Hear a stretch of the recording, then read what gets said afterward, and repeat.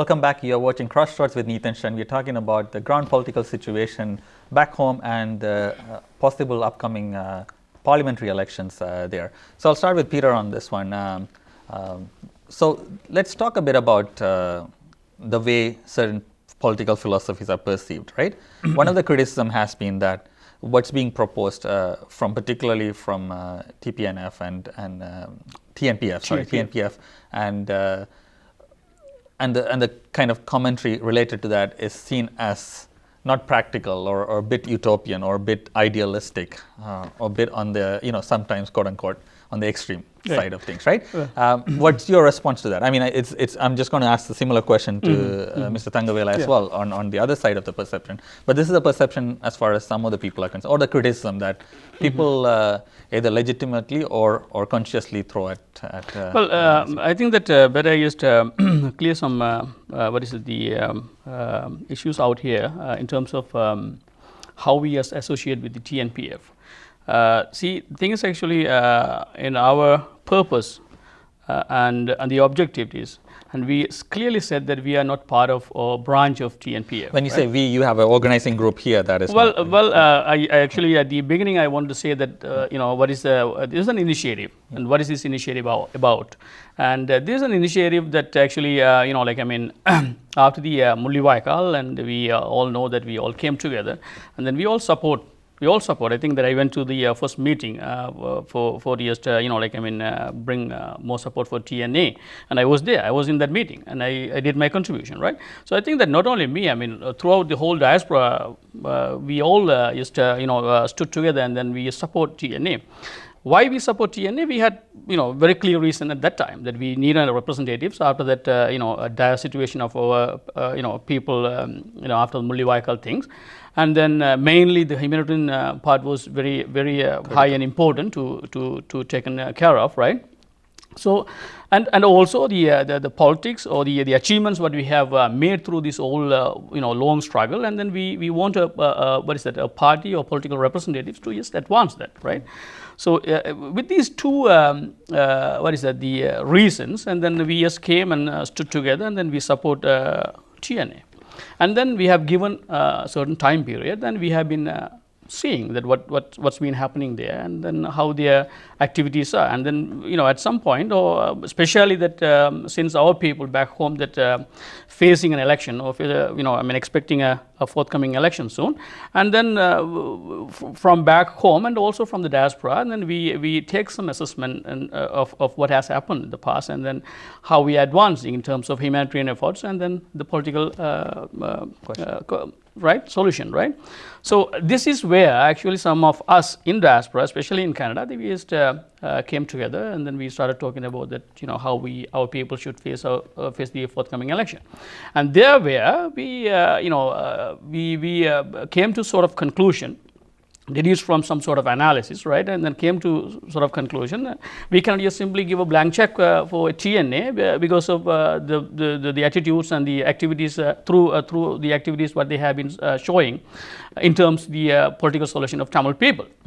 So this is where I think that namely I can say that at the beginning that Mr. Sambandhan just took up the singular the national flag, and from there on that recently participating at the Sri Lankan Independence Day, and then not only that, and the way that they just went into a position of saying to the diaspora people as better you just do sort of your work, and then we know what to do for our people here. I think that is not right at all, right? And this is where, and this is the situation we see that we need to just come out and talk and do some proper or sort of necessary assessment, and then we came to a conclusion that we need, not only we, from there actually we are supporting an ordinary voice back home, and we can very obviously we can see those alternative or the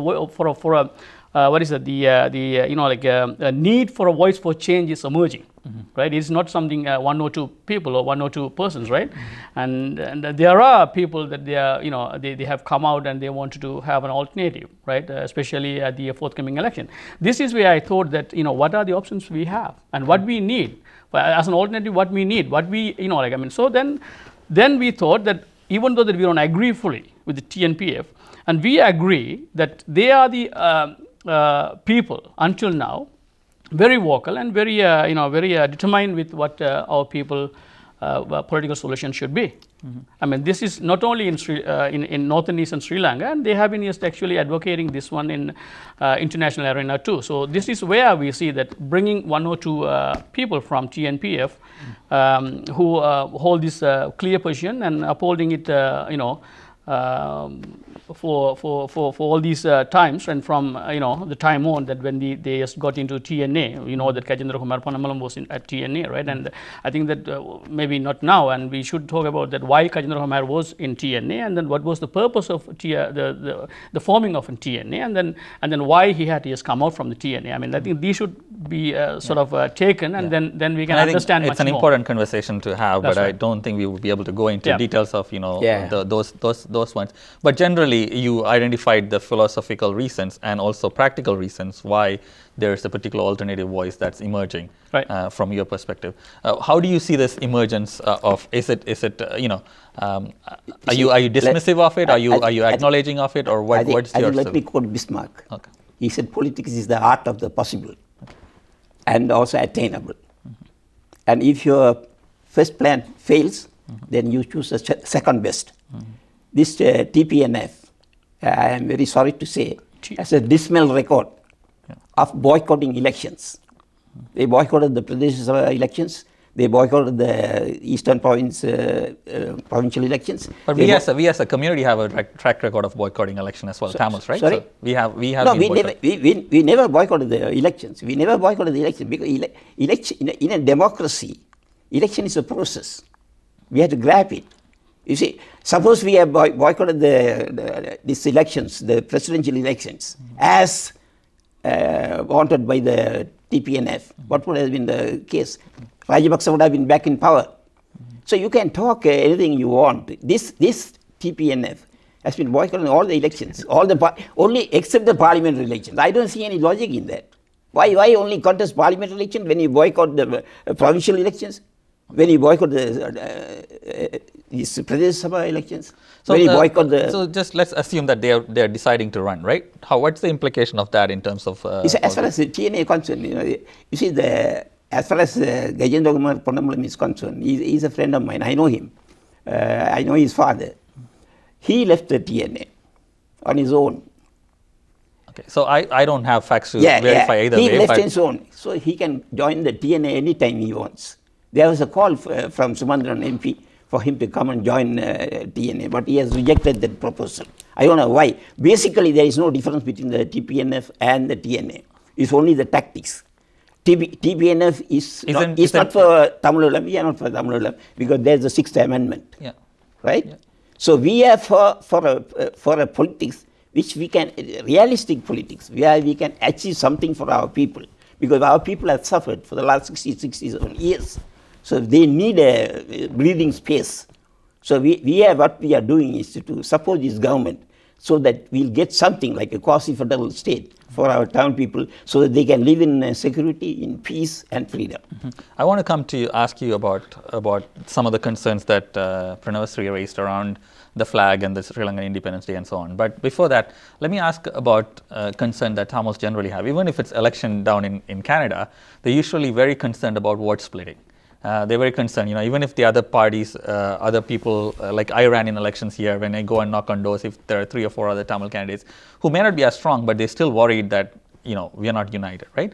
And there's some concerns that are being raised when the second or alternative voice emerge around unity and is it grounded in any real sense, or is that something that we should move out of in the future? Well, it's, as Mr. Tangulaya say, it's our government. It's our government. So I don't know where the problem comes splitting votes. It's our government, right? So you're seeing yourself as the opposition to government. Well, when the representative... He wants to bring Mahinda Rajapaksa back to power. This is like Mahinda says... This is your stand? But that's the same thing. Mahinda says they want to bring LTT back. Yeah. And one side says he's playing they the want to bring Mahinda back, right? So let me answer. I think that this is our time, my time. Let's quickly get that because I want to ask him about the other question. Yeah, so the thing is actually, it's all depend on what why we are there for. Actually, I think that we need a representation from Tamil side with the Tamil people aspirations clearly set in the activities or and the manifesto and activities, right? And that cannot be as put up on the manifesto, just because of sake of like saying it, right? And we people want to see through the activities and what they are carrying in terms of that achieving that solution or the aspiration of the people, right? So so now here we need to talk about that, how our so-called representation or representatives are being doing in terms of achieving the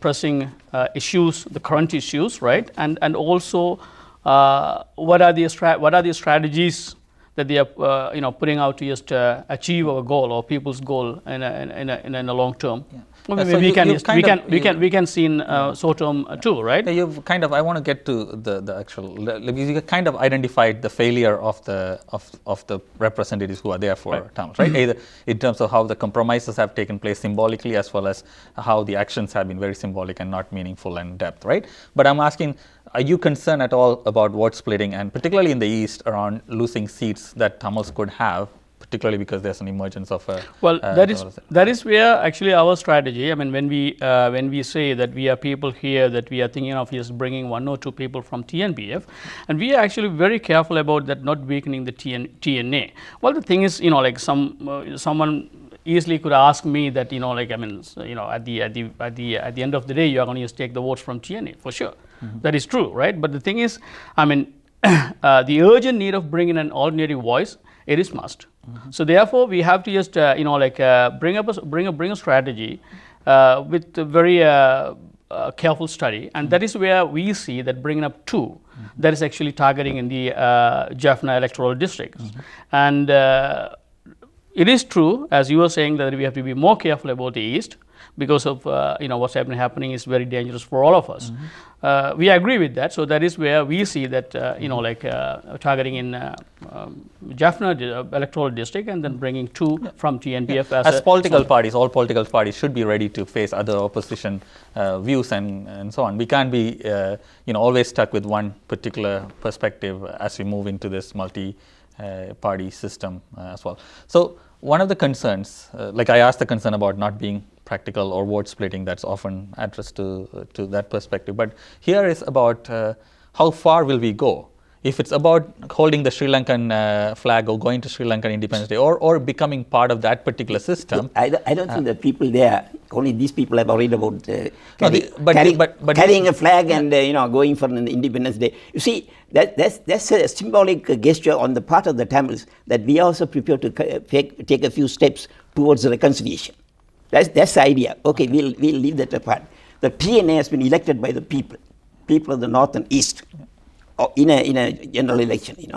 So they have a mandate. They have a verdict. The people have given them a mandate. So that is what they are exercising. We are not working or doing politics in a vacuum. And the popularity of the TNA has increased from 2010. Parliamentary election, we got only 47% of the votes in the Jaffna electorate.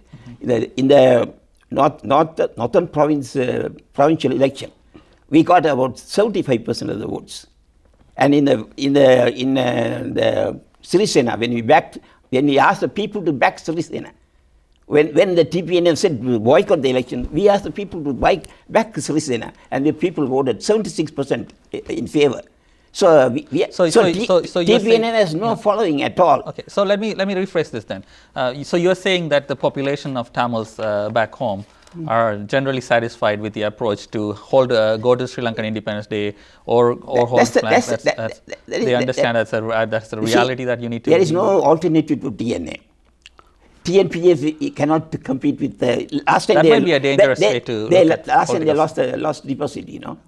They were crowing over the radios and everywhere and saying that they are defeating Sambandan at Trincomalee, they are defeating Mave in Jaffna electorate, Suresh Premajitran.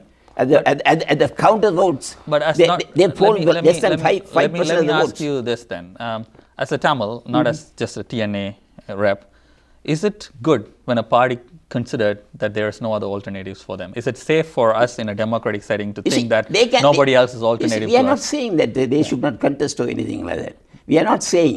What we are saying is they are doing the wrong politics, negative politics. Okay. Boycotting elections is one of the most dangerous thing you can do. You see, Okay. you can't in a democratic setup. Yeah. You can't boycott elections. Okay, that makes sense. And, So let's take and I want to ask them the logic. Why you boycott the provincial election, the Pradesh Sabha election, but you contest the parliament? Okay, why the change of mind all What of a is the logic?